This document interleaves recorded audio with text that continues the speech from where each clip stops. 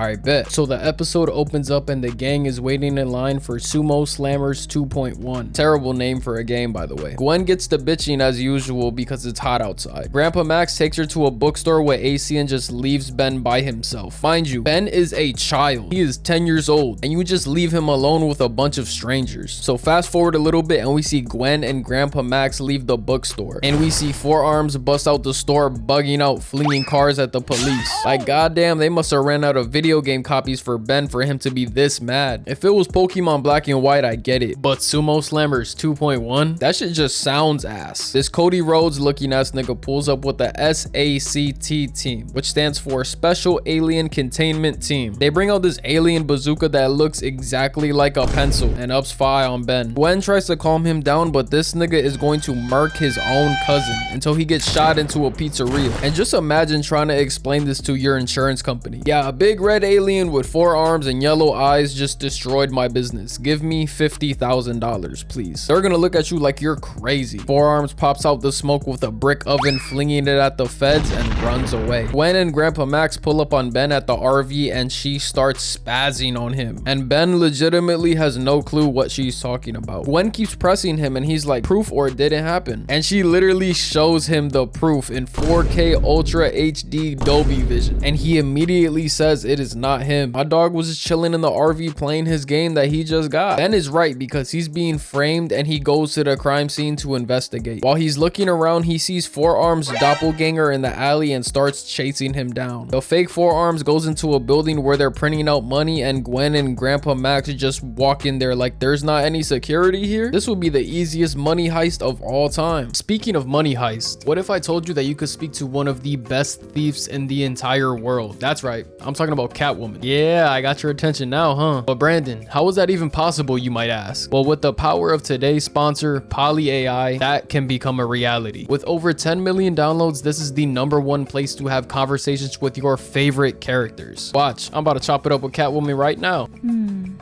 There's nothing better than being saved by me. Do you have anything interesting?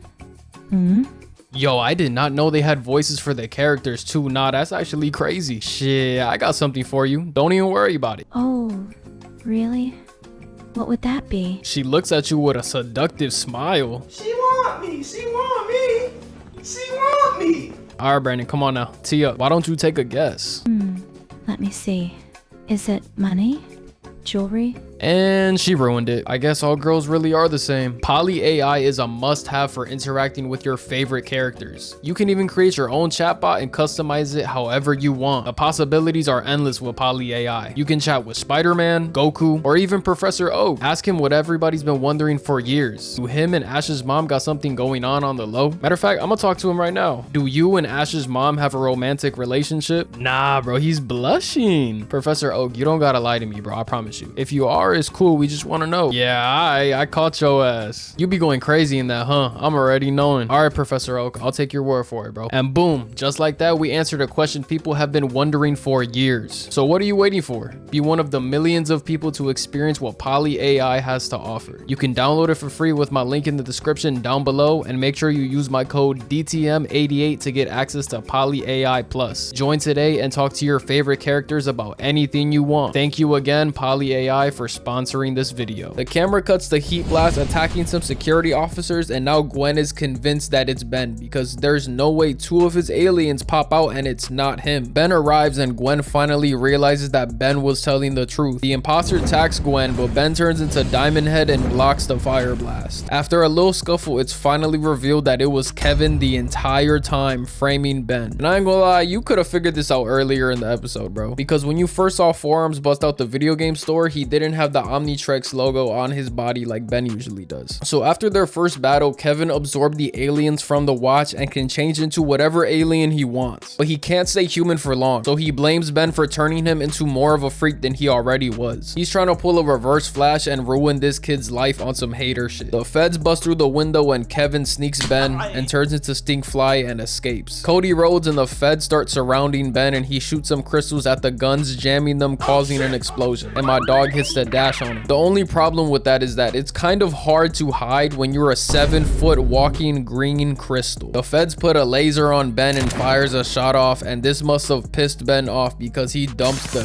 clip on him and makes some big crystals to escape once again. That shit does not work, and he gets cornered, but his timer is about to run out, and Cody grabs the strap because he's about to up fire on him. So he dives off the ledge and plays the scared little kid role to get out of that situation. So everyone is chopping it up, and Cody peeps Ben's watch and is suspicious, but he lets them leave. Everyone's back in the RV, and Gwen shows Ben that Kevin has been wreaking havoc all over the country. And as they're talking, a bus that looks an awful lot like Upgrade zooms right past them. Ben tries to turn into Upgrade to have a "my alien is better than yours" contest with Kevin, but he ends up turning into Wild Mud instead. And I don't know how this happens. He must be slapping the watch and twisting his hand or something, because it happens like all the time. Ben will be in a situation where he needs to use Stinkfly and he transforms into gray matter. It never fails, bro. Like, I get it's ha-has for the show, but I physically don't understand how this happens. So Ben starts chasing after Kevin, and the feds peep and report it to the big boss. The worker on the cable cart tries to use the brakes to stop the cart, but Kevin is a little bastard and rips it out of the cart. Like, what kind of 11-year-old decides that he wants to murk a bunch of people for fun? Like, when I was 11, I was deciding which starter I was gonna pick for Pokemon Black and White. Shit was like a presidential election. I ended up going with Tepig because I was a fire type fiend, I ain't gonna lie, but that's besides the point. Ben catches up with the cart, and Kevin tries to stab him. Like, god damn, this kid is evil. Ben manages to get into the cart and squares off with Kevin. Kevin ends up flinging a bench at him, and that knocks him out, I guess, allowing him to turn into Stinkfly and fleeing the scene. So right now Ben is knocked out in this cable car with a bunch of people who are about to go meet the Woo, but Grandpa Max, being the clutch player he is, pulls up to save Ben, telling him to attach the cart to the RV, and this man hits the brakes and shoots a torpedo into a building to save the day. The camera cuts to Max and Gwen linking up with Ben, and Cody and the feds up the poles on him, and he starts pressing Ben about the watch. That ain't no real AP, you got that from Shop Gold. I can see your wrist turning green. But in the middle of this interrogation, they get a call saying that a crystal alien is causing some trouble on the Golden Gate Bridge. So Cody Rhodes leaves Ben to go after Kevin. The feds pull up, and Kevin shoots the helicopter, causing it to crash. But before it does, Cody Rhodes cuts the wire and has this superhero ass landing. Like, gang, you just fell from like 100 feet. Your knees should be shattered into a million pieces. We fast forward a little bit, and we see Cody getting the brakes beat out of him. Bro's whole left side of his face looks crazy as hell. Kevin's about to go for the final blow, but Ben appears his forearms, and we about to get a crazy matchup. This is like John Cena versus Batista. Kevin fires some crystals at Ben, but he uses his insane vertical to dodge, punching the taste out of Bro's mouth. But tell me why this clinically insane 11-year-old has this big ass smile on his face. The feds get the pencil gun bazooka thing out from earlier, but Cody tells them to only fire on his command. Ben hits this nigga with a 7-piece combo, just whooping his ass. Like, damn, the double fist was OD. He then picks up Kevin and hits him with a backbreaker, and Kevin is laid out, and Ben goes for the final blow, but Kevin turns into heat blast, shooting Ben in the face. Kevin shoots fire at Ben again, but he just runs through it like Derrick Henry versus the Bills. He then slams on the bridge, causing Kevin to be launched in the air, but bro turns into Stinkfly to counter. He then slaps Ben, knocking him down. Kevin tries to spin the block, but he suddenly turns into a human, crashing into forearms like bro's a brick wall. Kevin's on the ground, and Ben cocks his fist back and punches right next to his head, letting him know that if I really wanted to, I could have sent him downstairs with the red guy. Ben walks away, and Kevin tells him, hey, hold up, I'm not done with you. But Ben claps back, talking about, but I'm done with you. You're not worth it. You never were. And this triggers Kevin so bad, he turns into a Frankenstein looking combination of all of Ben's aliens. He charges at Ben, slamming him into the bridge, and throws a left, but Ben blocks it. Kevin throws a right, but Ben blocks it too. Then Kevin hits the meanest uppercut I done ever seen, followed up with a 2-piece combo, literally punching him into the bridge. Like, god damn. He grabs Ben by his collar and flings him across like he's little bro, and Ben almost falls off the top of the bridge, but he manages to hold on. Kevin hating ass is stepping on his foot like Scar did Mufasa in Lion King, and tells him that he'll always fail because the good guys don't have the guts to finish off guys like him. But Cody Rhodes finally does something this episode and gives the green light for the feds to snipe Kevin and he falls into the ocean, giving Ben the win here. Ben saves Cody from falling and the beef is squashed. They good now. I would say this is where it ends, but they do the classic main villain survives as the last scene, showing some air bubbles in the ocean, which means Kevin isn't dead. But that's a video for another day. That's the video, y'all. I hope you enjoyed. You know I had to drop another banger for y'all, man. We're on the road to 30,000 subscribers. I love y'all so much, man. Make sure y'all eat some water, drink some food, go take a shower, tell someone you love them, and I'ma catch y'all in the next one.